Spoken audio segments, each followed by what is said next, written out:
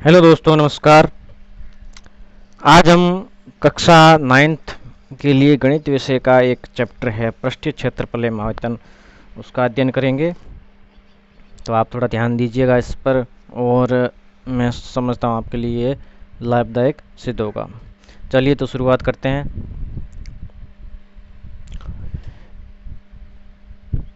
इस अध्याय में हम विभिन्न प्रकार की ठोस आकृतियाँ, उनका हम पृष्ठीय क्षेत्रफल और आयतन ज्ञात करेंगे। इससे पहले हम एक शब्द है ठोस आकृतियाँ, उसको समझ लेते हैं। जैसा कि हम पहले से जानते हैं कि जिन आकृतियों को हम किसी भी सतह पर बनाते हैं, जैसे पेन से, जैसे हमने इस किताब में अभ्यास पुस्तिका है, श्यामपुट है, या कहीं भी हम जो आकृति बना देते हैं, वो आकृति एक मतलब समतल आकृति कहलाती है। जैसे उदाहरण के तौर पर, जैसे हमने ये बनाया, एक वर्ग बनाया, इसी तरीके से एक आयत बनाया हमने, इसी तरीके से हमने एक वृत्त बनाया, सर्किल बनाया। तो ये सभी आकृतियां कहलाती है समतलीय आकृतियां। समतलीय आकृतियों के बाद बात आती है कि जैसे मान लीजिए आपके पास ये एक तरह का कागज़ का गत्ता है। ये जो हमने आयत बनाया है, ये कागज़ का गत्ता है। ये आयत मान लीजिए आपके पास कागज़ का गत्ता है। तो ऐसे ऐसे आयत, बहुत सारे आयत लेके आप एक दूसरे के ऊपर रखेंगे, ठीक है। तो जो आकृति बनेगी वो आकृति आपके कहलाएगी एक घनाभ। आयत से बनेगा घनाभ और घन से, वर्ग से बनेगा घन। तो वो चीज़ हमें ध्यान रखनी है। तो यहाँ देख लीजिए आप, ठोस आकृतियाँ प्राप्त करेंगे कैसे। जैसे एक समतल आकृतियों के को गत्ते में से काट कर एक के ऊपर एक रखकर ऊर्ध्वाधर ढेरी बनाए तो क्या होगा। इस प्रक्रिया में हमें ठोस आकृतियाँ प्राप्त होगी, और इनके उदाहरण है ठोस आकृतियों के घनाभ और बेलन। ठीक है, चलिए आगे बढ़ते हैं। जैसे ये आपके एग्जाम्पल दे रखा है, एक आयताकार आकृति है, इसको एक दूसरे के ऊपर रखते गए तो हमारे पास ये एक आकृति बनी, जिसे हम कह सकते हैं घनाभ। ये हमारे पास बना घनाभ। ये बहुत सारे आयत हैं अपने पास, और इनसे मिलकर बना घनाभ। अब आगे देखिए क्या आता है। वही सिस्टम है जो अभी पीछे आकृति बनी है, वही अपन के लास्ट में बनेगा। और इसमें अपन को एक चीज़ बताई गई है कि जो आमने सामने की सतह हैं, या आमने सामने के, जिन्हें अब घनाभ है तो इसके होते हैं फलक। तो जो आमने सामने के फलक है वो हमेशा बराबर रहेंगे। अब देखते हैं अपन कि इसके आमने सामने कौन कौन से फलक है। जैसे हमारे पास एक तो ये फलक और ये फलक, आप देख लीजिए दोनों, ये नीचे का अपन कह सकते हैं तल है, और ये उसकी छत है। इसी प्रकार ये साइड वाले हैं दो, ठीक है। और ये आमने सामने के, इस तरीके से कुल अपने पास 6 फलक बने। कितने? 6 फलक, अलग अलग आकृतियों के, मतलब दो दो के जोड़े में। तो इस प्रकार से हमारे पास किसी भी घन के कुल 6 फलक होते हैं, और उनकी आकृति कैसी होती है? आयताकार। चलिए आगे बढ़ते हैं। और क्या है इसमें, इनको अलग अलग इस प्रकार घनाभ की ऊपरी पृष्ठ को पूर्णतया ढकने के लिए हमने 6 आयताकार टुकड़ों का प्रयोग किया है। अब इसमें जैसे अभी मैंने बताया था, एक ये आकृति और ये सेम है, ठीक है। तो इसकी देखिए ये लंबाई है, जैसे मैंने बताया आकृति नंबर 2 और 4 में अपन को ध्यान रखना है। तो 2 और 4 में क्या है, आप ध्यान से देखिए। आकृति 2 और 4 में इसको लंबाई बताया गया है और इसको बताया गया है चौड़ाई, ठीक है। तो ये इसकी एक तो है तल, मतलब जो नीचे है, इसका उदाहरण आप एक मान लीजिए, आपकी जो किताब है उसको मान लीजिए। तो किताब धरती मतलब सतह पर रखते हैं, तो इसका जो निचला हिस्सा है वो है मान लीजिए ये, और उसी प्रकार जो ऊपर वाला हिस्सा है उसकी भी लंबाई सेम है। अब जो बाकी बचे हैं उनको देखते हैं। अब दूसरी चीज़ देखते हैं इसमें, ये अपन आकृति देखते हैं। एक को हमने जैसे 2 और 4 ले ली, इसके अतिरिक्त आप लीजिए 1 और 3। अब अपन आकृति लेते हैं 1 और 3। इसमें क्या है, आकृति 1 में जैसा कि हम बनाते हैं तो ये तो एल ही है, लेकिन ये एक आ जाती है एच। मतलब जो हमारी किताब है उसके जो दोनों साइड में जो आयत बने हुए हैं तो उनकी जो एक छोटी सी, मतलब जैसे अपनी किताब की मोटी कितनी किताब, तो मोटाई है वो एच है, मोटाई है वो एच है आपकी, वही हमें ध्यान में रखना है।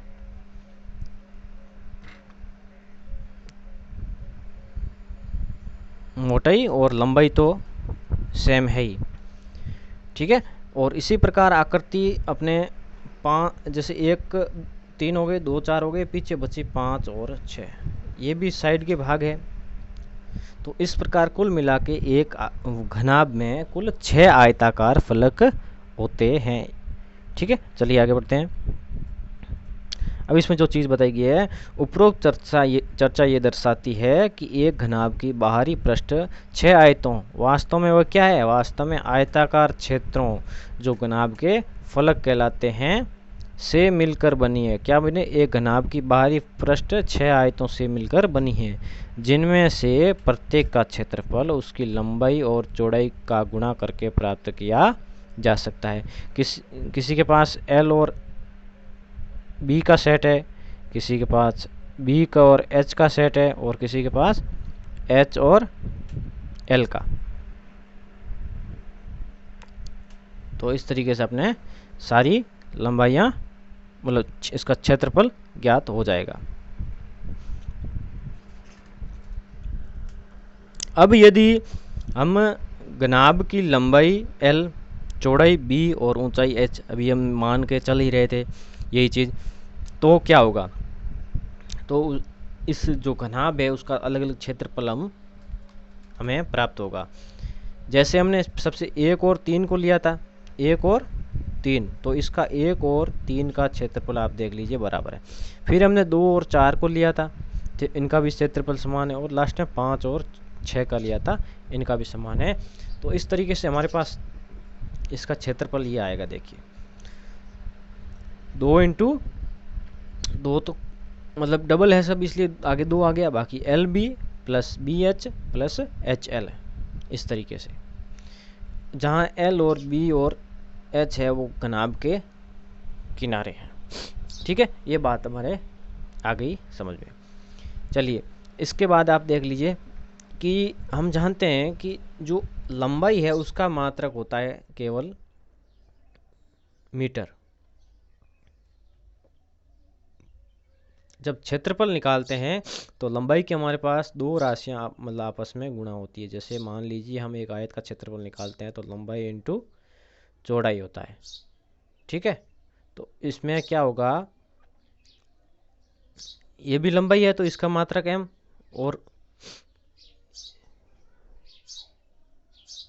ये दूसरा ये भी लंबाई चौड़ाई है तो इसका मात्रक भी, या ये भी एक तरह की दूरी है तो इसका मात्रक भी m होगा। तो इस तरीके से एक आयत का क्षेत्रफल निकालते हैं तो उसके जो हम इकाई लगाते हैं पीछे, वो metre square, kilometre square, feet square, मतलब उसके ऊपर वर्ग लगता है, वो हमें चीज़ ध्यान रखनी है इसकी इकाई लगाते वक्त, ठीक है। तो चलिए आगे बढ़ते हैं। उदाहरण के तौर पर यदि हमारे पास एक घनाभ जिसकी हमारे पास लंबाई, चौड़ाई और ऊंचाई दे रखी है, तो हम जानते हैं इसका सूत्र। जैसे ये हमारे पास L बराबर, L क्या दे रखा अपने पास 15 सेंटीमीटर, फिर B हमारे पास दे रखा है 10 सेंटीमीटर, और तीसरी चीज़ हमारे पास है H, ठीक है, H दे रखी है 20। तो इसको अपन सूत्र में रखेंगे, ठीक है। जैसे LB BH HL, तो हमारे पास ये जो गुणा करके हम प्राप्त करेंगे तो हमारे पास क्या आएगा, एक घनाभ का पृष्ठीय क्षेत्रफल हमें प्राप्त होगा। साथ ही हमें ध्यान में रखना है कि सबके पीछे सेंटीमीटर स्क्वायर लगाया है, ठीक है। तो यहाँ भी हमें गणितीय नियमों को, जैसे कोष्टक है तो पहले कोष्टक में जोड़ है वो कर दी, फिर 2 से गुणा करवाया। चलिए अब आगे देखते हैं आगे क्या सिस्टम है। इसी प्रकार अब हमें हमें आगे एक चीज़ बताई गई है कि अगर एक घनाभ है उसके सभी फलक समान हो जाएं, समान आकृति के हो जाएं, अर्थात सभी फलक एक वर्गाकार हो जाएं, तो वो क्या बन जाएगा। अगर सभी फलक वर्गाकार बन जाएंगे तो वो बन जाएगा आपके घन बन जाएगा। क्या बनेगा, घन बन जाएगा। ये हमें एक चीज़ ध्यान रखनी है, वो बन जाएगा घन। ठीक है। और अब यहाँ घन का क्षेत्रफल भी निकाल के रखा है, क्योंकि सभी भुजाएं समान होंगी तो हमारे पास दो दो के कितने जोड़े हैं, 3 जोड़े हैं। ठीक है, दो दो के 3 जोड़े हैं, मतलब 1 2 और 3, 3 को गुणा कराओगे 2 से तो 6 हो जाएगा। और सब के लिए माप ए हो जाएगा, तो ए स्क्वायर साथ में आ जाएगा।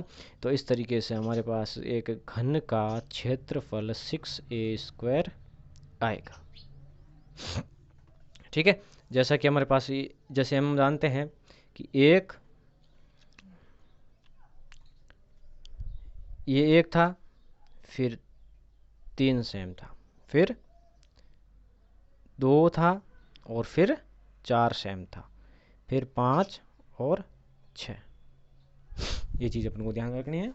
और इसमें ये कुल मिला के इसमें भी 6 फलक ही है और सेम टू सेम है, एक घनाभ की तरह ही। लेकिन घनाभ में क्या है कि उसमें क्या कंडीशन है कि उसकी कम से कम एक लंबाई या एक जो इसकी भुजा है वो अलग होनी चाहिए। कुल 3 भुजाएं होती है, एल बी और एच में से एल और बी या कोई भी 2 भुजाएं समान हो सकती है, लेकिन तीसरी अलग होनी चाहिए, तभी वो घनाभ रहेगा। और जब तीनों ही समान हो जाएगी तो क्या होगा, घन बन जाएगा। चलिए आगे बढ़ते हैं। आगे क्या दे रखा हमें कि हम घनाभ के 6 फलकों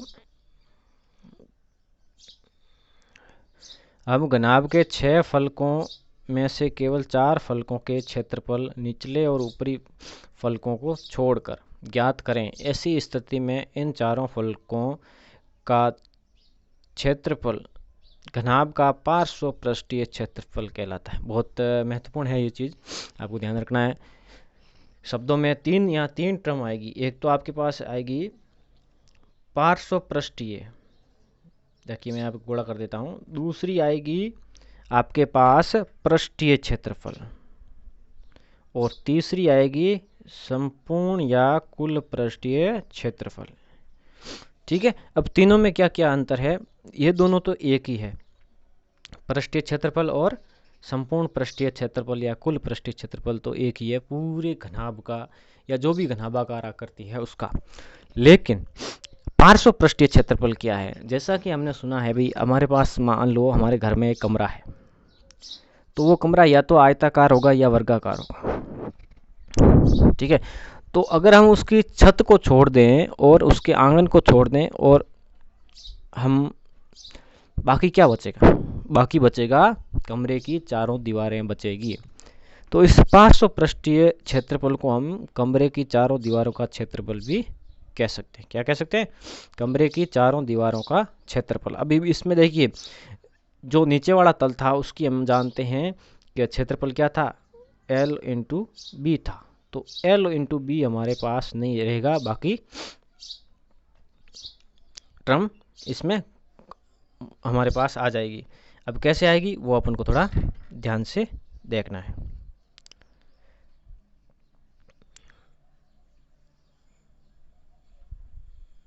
चलिए कैसे कि हमारे पास, जैसे मैं आपको पिछली स्लाइड पे ले जाता हूँ।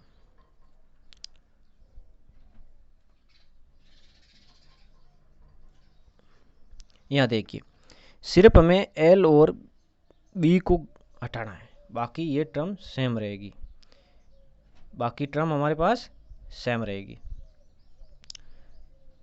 तो इसमें क्या होगा देखिए आपको एक मिनट,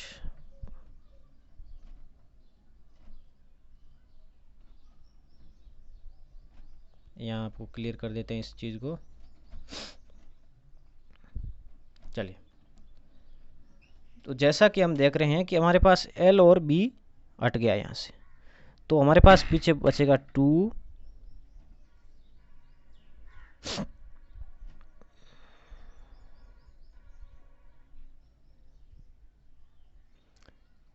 कोष्टक, एक तो बचेगा बी और एच, साथ में बचेगा एच एल, ये टर्म आएगी। अब इसको क्या लिख सकते हैं, इसमें 2 तो बाहर रह जाएगा इनटू, अब यहाँ दोनों में कॉमन क्या आ रहा है, एच कॉमन आ रहा है, ठीक है। तो एल प्लस बी लिख दिया, एल प्लस बी, मैंने एल को पहले लिख दिया है और बी को बाद में लिखा है, ठीक है। और इनटू एच, ये अपने सूत्र बनेगा। ऊंचाई है जो कॉमन में साथ में गुणा होगी 2 और एच और बीच में कोष्टक में एल प्लस बी आएगा। तो ये क्या कहलाता है हमारे पास, ये कहलाता है घनाभ, ये जैसे घनाभ का पार्श्व पृष्ठीय क्षेत्रफल कह सकते हैं इसको या तो, और दूसरे शब्दों में इसको कहेंगे, क्या कहेंगे, दूसरे शब्दों में कहेंगे किसी मतलब चारों दीवारों का क्षेत्रफल, कमरे की चारों दीवारों का कह सकते हैं क्षेत्रफल कहेंगे। चलिए आगे बढ़ते हैं। बाकी इसी प्रकार एक घन है, उसका पार्श्व पृष्ठीय क्षेत्रफल भी यहाँ बताया गया है। एक घन का पार्श्व पृष्ठीय क्षेत्रफल क्या होगा बताइए, एक घन का पार्श्व पृष्ठीय क्षेत्रफल आपके होगा 4a², ये भी अपन को ध्यान में रखना है। अब हमारे पास आगे एक क्वेश्चन आया है, देखिए, मेरी अपने क्रिसमस वृक्ष को सजाना चाहती है, ठीक है। वह इस वृक्ष को लकड़ी के एक घनाभाकार बॉक्स, अब हमारे पास एक शब्द आया घनाभ, घनाभ के आकार का हमारे पास बॉक्स है। अब उसको क्या करेगी, जिसे सांता क्लॉज के चित्र के साथ एक रंगीन कागज से ढका जाना है, उसका यह जानना आवश्यक है कि उसे कितना कागज खरीदना है। यदि उपरोक्त बॉक्स की लंबाई, चौड़ाई और ऊंचाई इतनी देर की हमारे पास जो बॉक्स है, और जो उसका कागज की एक, उसे 40 सेंटीमीटर भुजा वाली कागज की कितनी वर्गाकार शीट चाहिए। अब देखिए, जो हमारे पास घनाभ है, जो लकड़ी का बनाया है, उसका तो उसको उस तीनों भुजाएं दे दी उसने, और जो वर्गाकार शीट है, ठीक है, तो वर्गाकार शीट है उसका उसने हमें एक भुजा बता दी और कहा कि ये वर्गाकार शीट है। तो वर्गाकार शीट तो एक समतल आकृति होगी, प्लेन, उसको चारों तरफ बनाएगी, ठीक है। तो उसका हम किस तरीके से क्षेत्रफल निकालेंगे वो आप देखिएगा। अब यहाँ हम उसको निकालते हैं। मान लीजिए हमारे पास उसको निकालने का, आप हमारे पास मान लीजिए ये घनाभाकार एक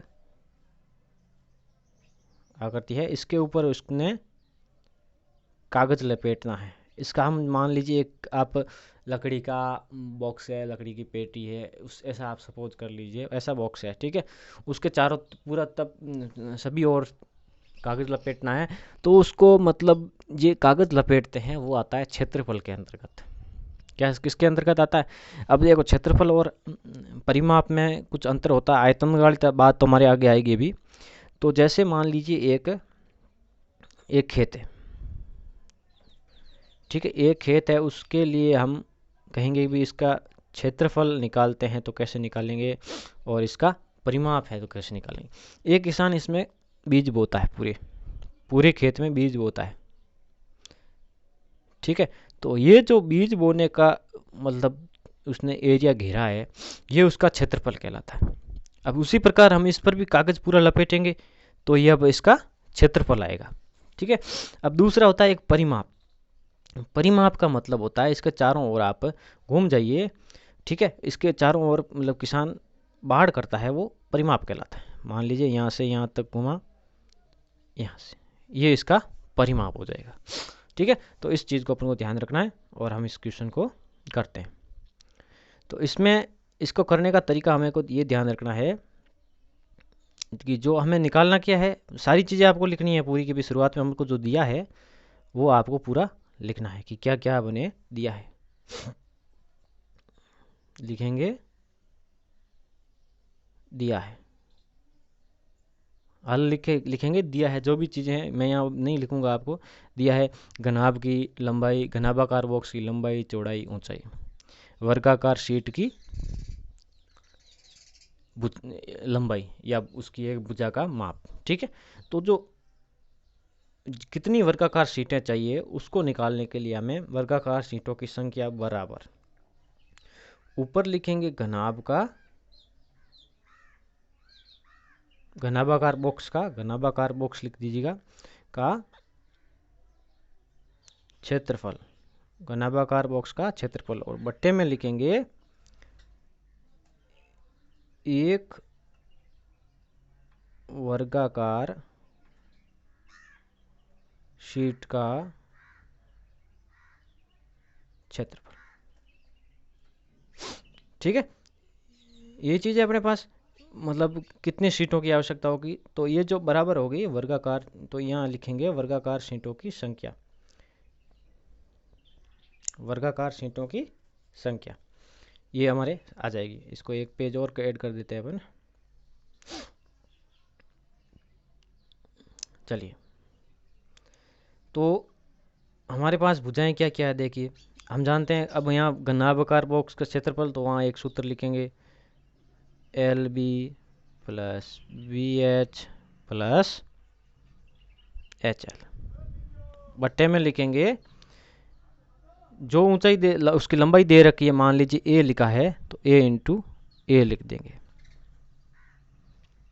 अब इसमें मान रखते जाइए आप, जो भी आपको मान दे रखे हैं, लंबाई, चौड़ाई और ऊंचाई 80, 40 और 20, ठीक है, और ये दे रखे हैं, और वो है उसका 40 दे रखा है, तो आप लिख दीजिए 80, यहाँ अलग अलग 80 इंटू 40 आएगा पहले, फिर 40 इंटू 20 आएगा, फिर प्लस करके 20 इंटू 80 आएगा, और बट्टे में 40 इंटू 40। इस तरीके से आप जब कैलकुलेशन करेंगे, तो ये मैं अब आगे सीधा आपको आंसर वाली स्लाइड पर ले जाता हूँ। जैसे हल लिखा है, चूंकि मेरी बॉक्स के ऊपर पृष्ठ को कागज से ढकना चाहती है, इसलिए उस कार्य के लिए आवश्यक कागज इस बॉक्स के पृष्ठीय क्षेत्रफल के बराबर होगा। ये चीज़ मैंने आपको बता दी थी। अब बॉक्स की जो भी लंबाई, चौड़ाई और ऊंचाई दे रखी है वो इसने लिख दी, ठीक है। अतः बॉक्स का इसने पृष्ठीय क्षेत्रफल निकाल दिया। आप सीधे जैसे मैंने अभी बताया था, आप लिख सकते थे 2 इंटू आपके 56, ये 80 इंटू 40, 40 इंटू 20 और 20 इंटू 80 सबको जोड़ना है, ठीक है। और प्रत्येक सीट का क्षेत्रफल नीचे 40 इंटू 40 और वांछित सीटों की संख्या, बॉक्स का पृष्ठीय क्षेत्रफल बटा एक सीट का क्षेत्रफल, तो 11,200 में आप भाग दे देते हैं 40 इंटू 40 का, तो आपका आंसर आ जाता। उम्मीद करता हूँ आपको ये समझ में आ गया होगा, ठीक है। इसलिए मेरी को कागज़ की 7 सीटों की आवश्यकता होगी। इसके अतिरिक्त ये भी एक प्रश्न और दे रखा है कि हमीद ने अपने घर के लिए ढक्कन वाली एक घनाकार पानी की टंकी बनाई है, ठीक है, ढक्कन वाली घनाकार टंकी बनी है। आप ध्यान रखिए, गोल नहीं है, टंकी हमेशा गोल होती है, लेकिन यह घनाकार टंकी बनी है जिसका प्रत्येक बाहरी किनारा 1.5 मीटर लंबा है, प्रत्येक किनारा 1.5 मीटर लंबा है, तो घनाकार हो गई, क्योंकि इसकी सभी भुजाएं कितनी है, 1.5 मीटर। वह इस टंकी के बाहरी पृष्ठ पर तली को छोड़ते हुए 25 सेंटीमीटर भुजा वाली वर्गाकार टाइलें लगवाता है। तली को छोड़कर इसके बाहरी पृष्ठ पर वो क्या लगाता है, टाइलें लगाता है। अब टाइलों की जो माप है वो है 25 सेंटीमीटर, ठीक है। टाइलों की लंबाई, चौड़ाई से मतलब, क्योंकि वर्गाकार टाइलें हैं तो चारों भुजाएं समान है, और कितनी है, 25 सेंटीमीटर। यदि टाइलों की लागत 360 प्रति दर्जन है, तो इसे टाइल लगवाने में कितना व्यय करना पड़ेगा। मैं आपको बता देता हूँ इसका तरीका कैसे करना है। सर्वप्रथम तो आप इसका, जैसा कि दिख रहा है अपन को कि भी अंत में अपन को एक ही चीज़ निकालने की भी कितनी टाइलें लगेगी। जिस प्रकार हमने पिछले प्रश्न में किया था वैसा सिस्टम यहाँ है, कितनी टाइलें लगेगी, और एक टाइल का मूल्य हमें, या दर्जन टाइल का मूल्य हमें 360 दे रखा है, तो यहाँ से हम एक टाइल का मूल्य निकालें। चलिए अब कैसे करते हैं। तो सर्वप्रथम हम जो हमारे पास घनाकार आकृति दे रखी है उसका हमें ऊपर के हिस्से को छोड़ना है,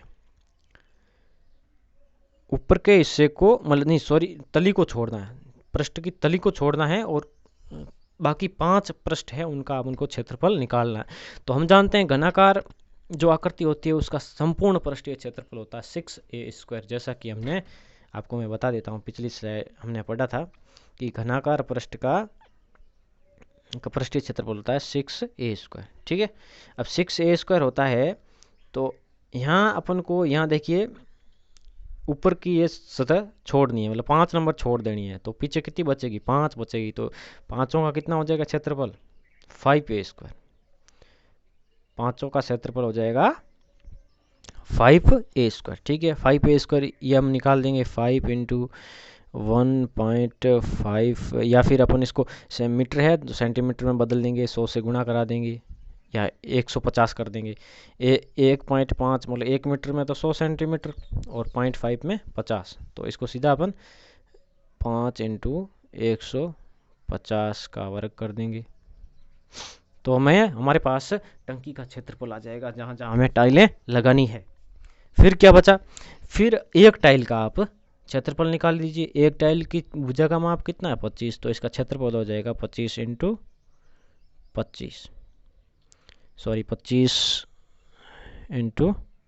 25 चलिए यहाँ एक पेज ऐड कर देते हैं और फिर यहाँ समझते हैं। तो वांछित टाइलों की संख्या, जैसा कि पिछले प्रश्न में भाषा थी, वांछित टाइलों की संख्या, तो ऊपर क्या है 5 × 150 का वर्ग है, तो उसको 2 बार आप गुणा करने के लिए लिख दीजिए। नीचे 25 × 25। ठीक, अब आप आसानी से इसको काट सकते हैं। जैसे 25 का पहाड़ा बोलेंगे तो 25 का पहाड़ा बोलते बोलते हमारे पास 6 बार बोलेंगे तो 25 छगे 150 आता है, तो इसमें भी 6 बार चला जाएगा, इसमें भी 6 बार चला जाएगा, पीछे क्या बचेगा 5 × 6 × 6, तो इस संख्याओं को गुणा करेंगे तो 180 आएगा। अब 180 क्या आया बता सकते हैं आप, 180 से मतलब ये क्या आया, देखिए यहाँ आप यह ध्यान रखना, वांछित टाइलों की संख्या, तो टाइलों की संख्या के लिए पीछे कोई इकाई वगैरह नहीं होती, क्योंकि ऊपर भी सेंटीमीटर स्क्वायर था और नीचे भी सेंटीमीटर स्क्वायर था, तो ये तो अनुपात कट गया, तो अनुपात आता है तब वहाँ कोई इकाई नहीं लगती है, टाइलों की संख्या है 180 टाइल है। ठीक है, तो ये अपन को बात ध्यान रखनी है। फिर देखिए अब 360 प्रति दर्जन है, टाइलों की लागत 360 रुपये प्रति दर्जन है, वो भी अपन देख लेते हैं। तो एक टाइल का मूल्य क्या होगा वो आप बता दीजिए। 360, 12 टाइलों का मूल्य 360 है, तो एक टाइल का हम 12 का भाग लगा देंगे, तो कितना आ जाएगा 30 रुपये, और 30 को हम एक टाइल का 30 रुपये, तो 180 टाइलों का कितना होगा 180 × 30। ठीक है, तो कितना आएगा अपने पास 1854 और 2 जीरो पीछे। तो इसका हम सॉल्यूशन भी देख लेते हैं सीधा किस तरीके से ज्ञात किया गया। तो ध्यान से देखिए, अमेद 5 बाहरी फलकों पर, ये अपन को पहले खुद को करना है, फिर अपन को सॉल्यूशन देखना है, जिससे हमें पता चले कि हमें जो पीछे पढ़ा है वो चीज़ समझ में आई है या नहीं। तो यहाँ हमारे ध्यान से देखिए कि अमेद 5 बाहरी फलकों पर टाइल लगवाता है, टाइलों की संख्या ज्ञात करने के लिए इन 5 फलकों का क्षेत्रफल ज्ञात करना आवश्यक है। अब घनाकार टंकी का एक किनारा 1.5 मीटर और इसको बदल दिया सेंटीमीटर में, क्योंकि 1 मीटर बराबर 100 सेंटीमीटर होता है, 1 मीटर बराबर 100 सेंटीमीटर होता है, ये हम जानते हैं। चलिए फिर इसने टंकी का क्षेत्रफल निकाल दिया, इसी प्रकार इसने एक टाइल का क्षेत्रफल भी निकाल दिया, इनका जो अनुपात निकाला उसके आधार पर हमने देखा कि फिर लास्ट में 1 दर्जन मतलब 12 टाइलों का मूल्य 360, तो एक टाइलों का कितना है, और इस तरीके से इतने हमारे पास आया 5400 रुपये 180 टाइलों का मूल्य। ठीक है, तो चलिए आगे बढ़ते हैं। इसी प्रकार बहुत सारे क्वेश्चन आपको दे रखे हैं, आप इनको हल ज़रूर करिएगा। और ये भी बताइएगा कि आपको ये वीडियो कैसा लगा, जिससे हमारा भी हौसला अफजाई हो सके। ठीक है, और आगे भी मैं आपके लिए वीडियो नए नए लाता रहूँगा, क्योंकि ये थोड़ा मीडियम मेरे को बढ़िया लगा है तरीका। ठीक है, ओके, धन्यवाद।